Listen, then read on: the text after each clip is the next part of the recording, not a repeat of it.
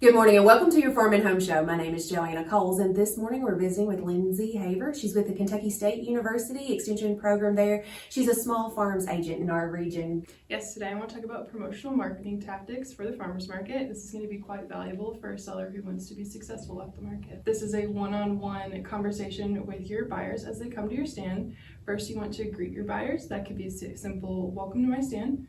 And then you want to make a statement. My produce was picked at 4 o'clock this morning, or my daughter and I made these last night on our kitchen table. Something to make it personal, entice your buyers to want to come in and value your products as you value them. And it also builds that one-on-one connection, because a lot of times people come to the farmer's market so they can meet their farmer and learn a little bit more about their lifestyle. And so even though we don't want to be salesy or pushy, just having a conversation with people usually is very welcoming to them. Don't be on your phones, don't be hiding away. You always want to engage with your buyers so you can make it a personal connection. You want to make sure that everything is nice, neat, and organized. You want it to be eye-catching and appealing to the buyer. You want to make sure your labels are visible. You have your prices and your produce list available to see from the walkway. So if someone is running through the market, they know exactly what you're selling. They know who has it and what price you have. Color coordination is also really nice to have. Organization is really nice to have. You want to step back and look at your stand, compare yourself to the other vendors, and make sure that what you have is nice and appealing and you're happy with it. Absolutely. And a lot of times if we utilize height and color like you talked about, and if people are like, I can't make all these signs, if you're a Kentucky Proud member, there's signs that you can purchase that are either chalkboard or you can use the markers. And so there are ways to do that that are already established for you. You just have to do them. Exactly. Another way that you can give things to your buyers and they don't necessarily have to buy something from your stand is things that they can take home with them. That you can have business cards, informational brochures, like we're talking about a personal connection with your buyers, informational brochure about your farm or your home products, something that can give in-depth information about why you started, who you guys are. That's always fun to bring home for two.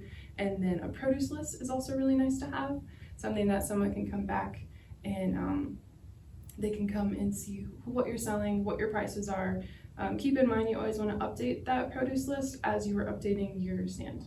Absolutely. And if you are on social media, which we hope that you are, telling about your farm, you could always, give that QR code or maybe your handle so they can follow along day to day with your business. I think recipes are important, Lindsay. Sometimes if we have a new product or maybe that one's that's not as utilized as it should be, a lot of times just giving a simple recipe will help somebody get some inspiration to buy that product. Exactly. That is such a good way to get them involved and them have them come back to your stand. Creating the sense of abundance is always good, because when it's abundant, it looks nice, and then there's not that one lonely squash. So sometimes adjusting your containers or the things that are holding your produce might be a better way. This creates the multi-level effect, and so you can really utilize your table space, because sometimes at farmers markets, we don't have a whole lot of space. If you need more space, you have to pay extra for that. Another tip that I've heard is you can also continuously spray your vegetables and your produce to make sure that they're always looking fresh and happy,